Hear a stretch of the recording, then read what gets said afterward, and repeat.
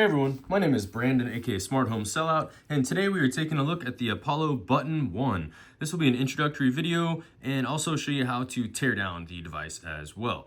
Alright, so let's take a look here. As you can see, we have our USB-C port, we have our boot button on the closest to the edge, and then the reset button right next to it.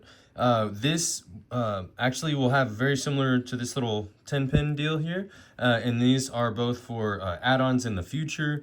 We believe we'll have an OLED screen and possibly an NFC reader attached in the future. And then off on this side, we have a power switch. So this is a hardware switch that we're required by law to add because we are shipping with a battery now if you buy in the battery option. This switch, make sure we're gonna make sure whenever we're setting it up the first time that this is switched to on so that it can power the device. All right, so let's go ahead and start breaking it down. And of course, before we do that, we are going to kill the power. I just want to show you real quick. So our reset button, if we click that, that will reboot the device. And our boot button, if we were to hold that for 10 seconds, it would reset the Wi-Fi and allow us to connect to the hotspot again and reset the Wi-Fi. The boot button is also used for reflashing the device using our wiki articles. All right, so first things first, let's go ahead and kill our power there. And now we can actually disassemble or start tearing down the device. Let's go ahead and jump in a little closer here. All right, so first things first, if you bring it this way, it's got a little cover there, and you should be able to pop that off pretty gently. Let me see here. Got it. All right, so now that that cover is off, you can see we have 4 of these switches, and these are hot swappable, which means you should just be able to gently lift them off. And this switch actually still has the keycap on top, right? So if you look here, this is these are MX Cherry Brown switches, which basically just means there's not like a very clickiness to it. I mean, it clicks great. It just doesn't make that like mechanical sound. And then you can see the 2, prongs, right? That will go right into the holes here. And if you just kind of gently set it down in there, it just sits right about like that. All right, so let's go ahead and remove all these. Go ahead and take that off. And so these keycaps are also interchangeable. Not only do we sell these white ones, that's what comes with it, but we also have these clear keys. We have these smoky, so they're clear, but it's kind of a opaque gray. And then we even have some fun ones like these here where there's a Christmas tree or a pumpkin. There's also, just a party or up or down, a house, where is it? There it is, the game controller, right? So you can swap these out. You can also use your own, right? These are, just any mechanical keyboard switch and keycap will work, right? All right, so let's put that back on. The one thing I do want to mention, if these aren't able to use keycaps that have an LED built in. Some of them on your mechanical keyboards these days will have an LED built in, and we will not be able to use that specific kind. And you will notice on this button right here that it's technically separate. Let me see here. Put this back in.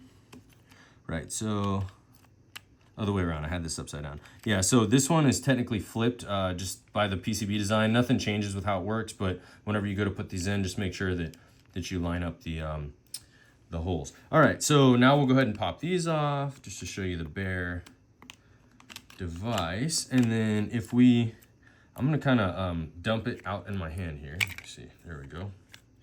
So as we can see here, we have let me jump back one, we're a little too zoomed in. So as we can see here, we have the battery, and then this is the bottom side of the board. It's just, showing our our ESP32 itself. This is the buzzer, and then, USB-C. This is the bottom side of the where you attach the switches themselves, right? And then here's the other side of the board that we're used to seeing. All right, so I'm gonna gently set that back down in there, and then this will kind of sit. As you can see here, first we have to go through, let me jump back in closer. First we have to go through these holes, and then it sits down flat. And you can tell when it's seated fully, it'll just be sitting down flat there. It is a little bit loose, right? This kind of holds it in. So, and then before we put this on, we wanna make sure that we line up the the lights on the bottom here, that kind of lets the light shine through. So we'll kind of gently push that back down. Perfect. All right, so, and as you can see here, I'm just looking on the bottom of these switches to make sure that I place them in the correct orientation. And you really don't have to push hard at all. So be very gentle with these, since, you know, that can easily be bent. And we're just gonna gently push in. Let's do the third one. There we go. And then as a reminder, this fourth one is flipped. We can see the, oops, there we go.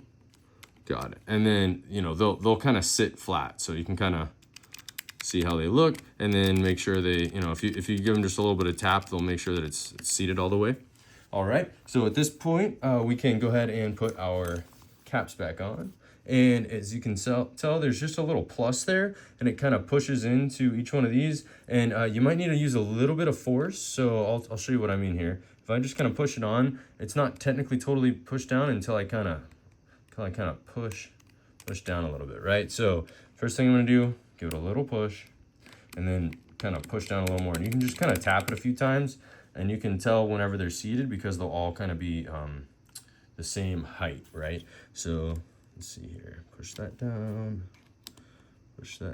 and then I'll kind of show you what I'm talking about. See how this one on the left looks a little higher? So if we just kind of just make sure they're fully seated, that might need to be pushed a little bit.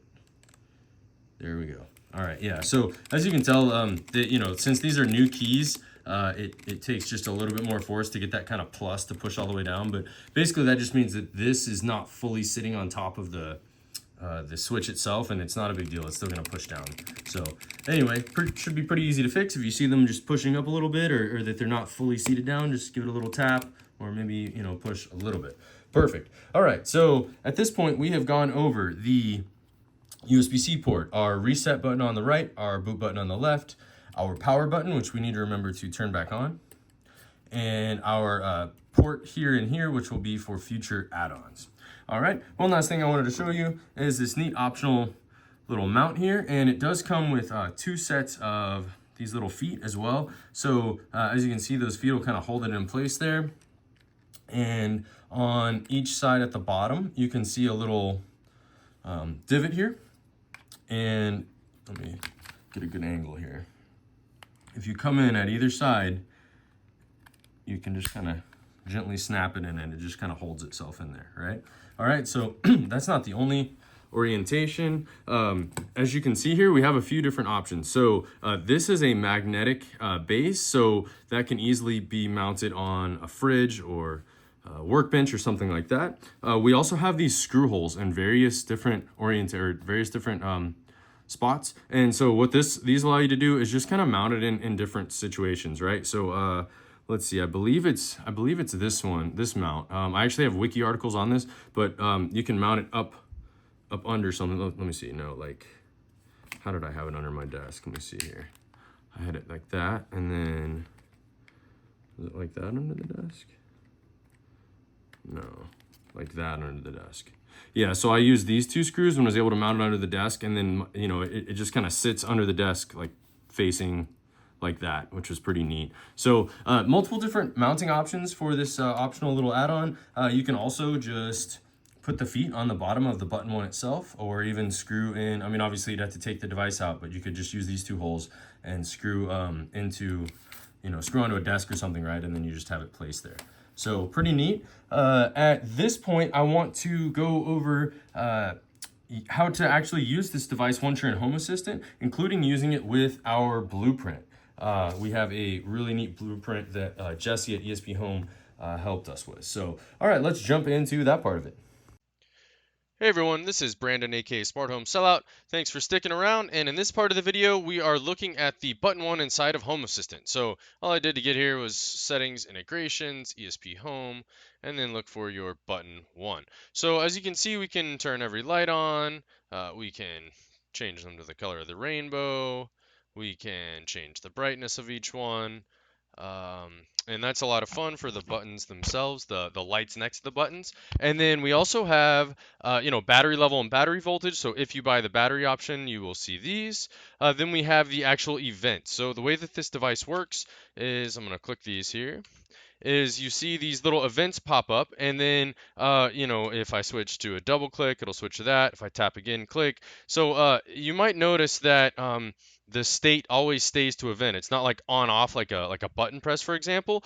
Since these are events in Home Assistant, they work a little bit differently. So instead of trying to use them in a regular automation, we suggest using them in blueprints unless you're familiar with working with events. So I'll go over that here in a few. Of course, we have reboot, firmware, and then prevent sleep and sleep duration. So if I were to toggle this off right now, the device would no longer be reachable and it would be asleep for 24 hours. This will allow the battery to last for months and months. I believe it's something like 18 months. It's really impressive. However, if you want to use multiple clicks, such as double clicks, then your device will not be able to register those as it's sleeping. So once you press a button, it will wake up. So for example, if it's sleeping right now and I press a button, it will actually wake this and show a button click. However, if I did a double click, it would still only show click because there's just no mechanism to do multiple presses while it's sleeping.